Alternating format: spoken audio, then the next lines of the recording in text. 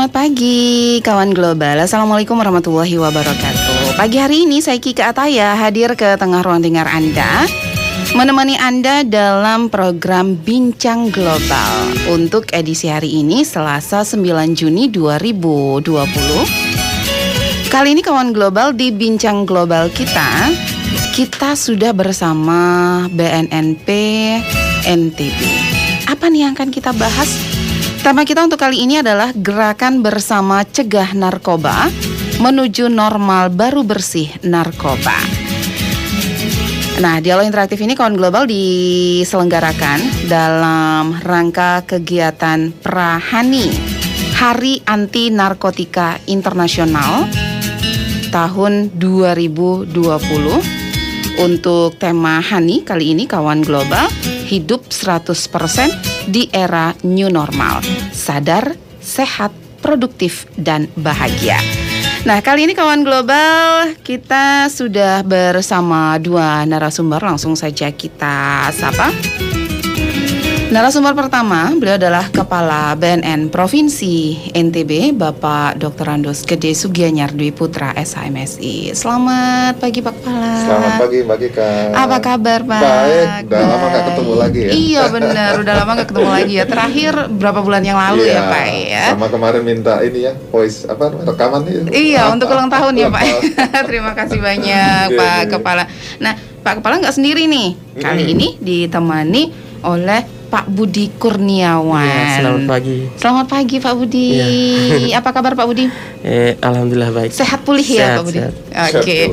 Pak Budi Kurniawan sendiri, beliau adalah relawan BNNP NTB. Ya. Nah, kali ini dalam rangka Prahani tahun 2020 ya Pak Kepala ya. Ini puncaknya tanggal berapa nih? Tanggal 26 Juni ini tahun 2020, yang di era COVID ini memang direncanakan puncaknya akan dilakukan secara virtual Mbak Ika.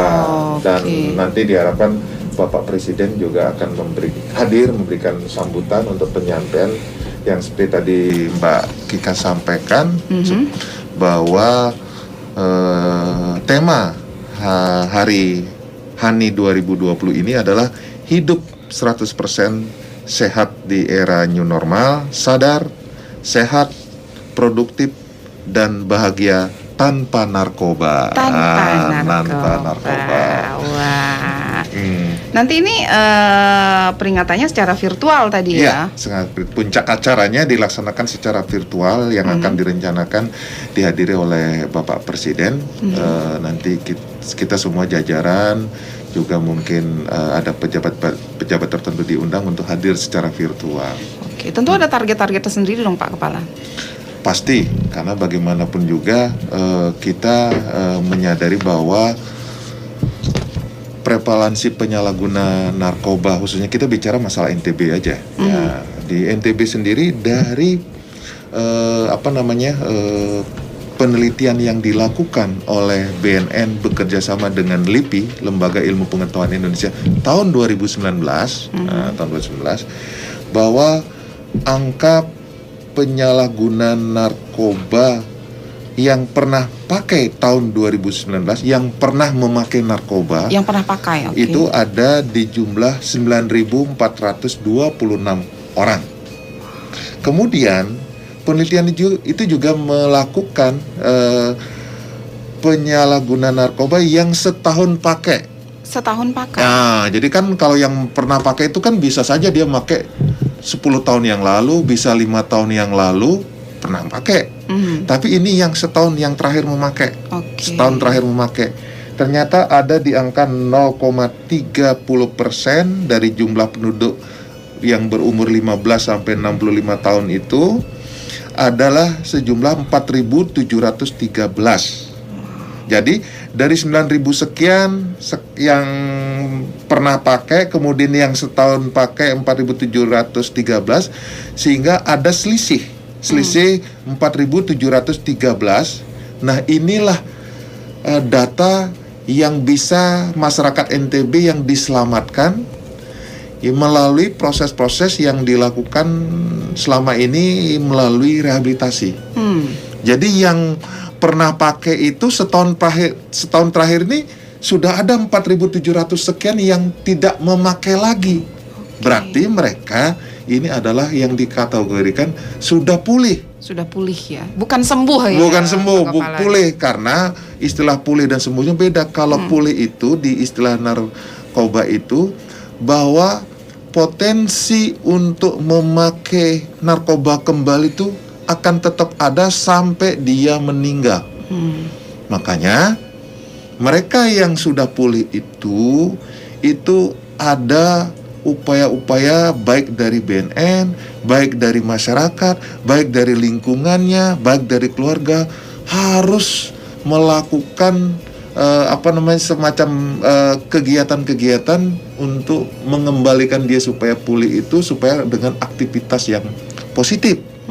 Salah satunya yang kita bawa sekarang, yang kita ajak ini Pak Budi ini. Pak Budi ini kan mantan pecandu. Sudah berkali-kali rehab dan terakhir direhabilitasi di Balai Besar Rehabilitasi Lido di Bogor. Sudah pulih, produktif. Di sana juga jangan lupa Mbak Kikan, selain direhabilitasi di Balai Besar Lido itu juga diberikan life skill. Apa dia bidangnya yang dia kuasai, yang dia minat. Kebetulan Pak Budinya bidangnya bidang apa Pak Budi? Broadcast. Oh, luar biasa kan, nyambung kan dengan dan dia sekarang kita karyakan, kita ajak bergabung di BNP NTB, memperkuat jajaran humas kita. Karena humas di BNP NTB dari hasil penelitian yang dilakukan oleh LIPI juga, bahwa saat ini sasaran selain melakukan kegiatan-kegiatan yang sifatnya yang bukan konvensional, yang mainstream ya, yang melalui ceramah, sosialisasi, kita juga melakukan upaya-upaya yang sifatnya lewat media sosial, lewat kegiatan-kegiatan yang bisa menyentuh generasi muda, terutama lewat handphone yang selama ini mungkin kita tahu hampir sebagian besar baik di kota maupun desa, masyarakat tuh sudah punya HP Mbak Kikan. Betul. Dan dia akan selalu mengakses tiap hari lewat medsos. Nah inilah yang kita harapkan, informasi-informasi tentang bahaya narkoba, tentang upaya-upaya pencegahan narkoba, salah satunya yang sekarang ini kita lakukan melalui Global FM itu adalah kegiatan yang kita harapkan bisa mempengaruhi, bisa melakukan diseminasi informasi kepada masyarakat. Narkoba itu adalah sangat berbahaya, gitu Pak Kika. Oke. Nah, Pak Kepala, kalau melihat dari penjelasan Pak Kepala tadi, ini untuk penyalahguna narkoba ini mengalami peningkatan atau penurunan nih, Pak Kepala? Kalau kita bicara masalah penyalahgunaan narkoba itu ibarat fenomena gunung es. Kita memang di permukaan bisa data by data, tapi yang di bawah permukaan kita juga tidak bisa kita deteksi. Makanya kita sekarang ini aktif melakukan kegiatan-kegiatan selain kita melakukan penegakan hukum yang kita ungkap.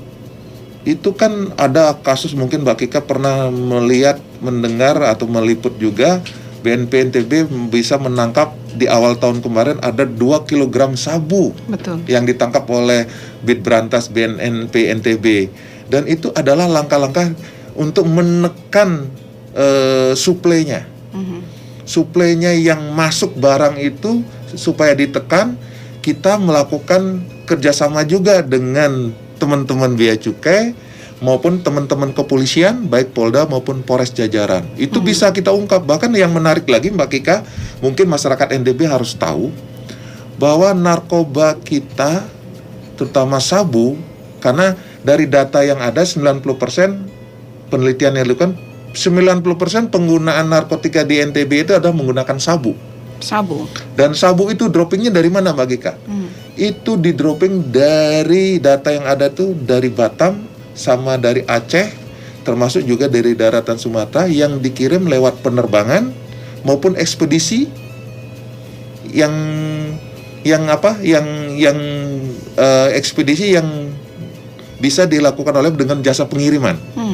Nah, yang menarik lagi bahwa kita kerjasama kemarin dengan Bea Cukai di bandara itu kita bisa tangkap selama 10 hari operasi gabungan dengan Bea Cukai. Ada 3 orang yang ditangkap yang mohon maaf menggunakan anusnya narkoba. Sabu itu dimasukkan di dalam anus. Wah. Dan itu salah satu teknik yang mereka lakukan.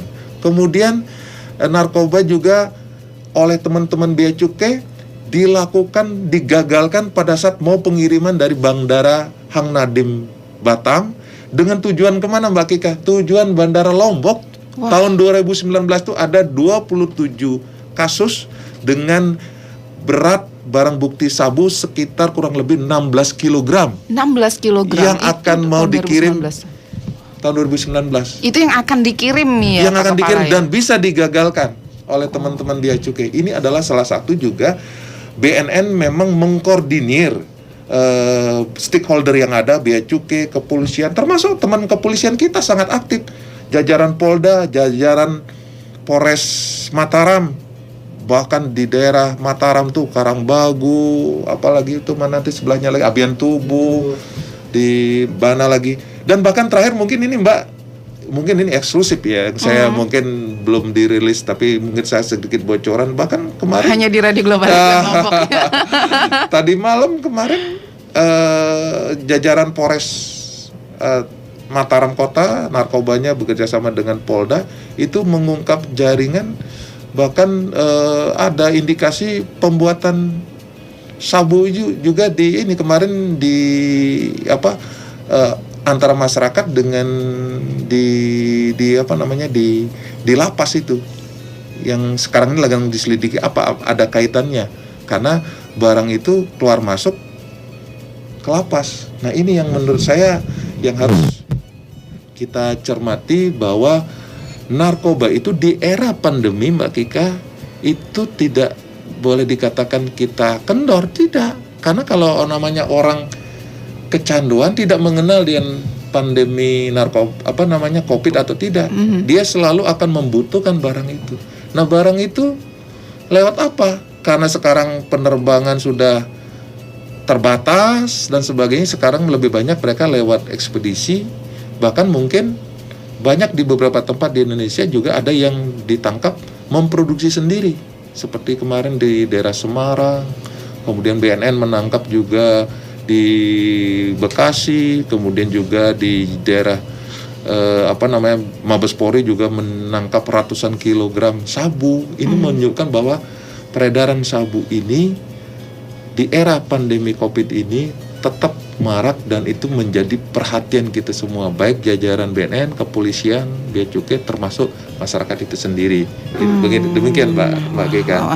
Pak Budi, saya jadi penasaran sama Pak Budi nih. Katanya Pak Budi kan memang ex pecandu ya, mantan pecandu. Mungkin bisa cerita sedikit Pak Budi, kenapa awalnya seperti apa sih sampai bisa terjebak? Silakan. Terjebak sebagai penyalahguna ya, silakan.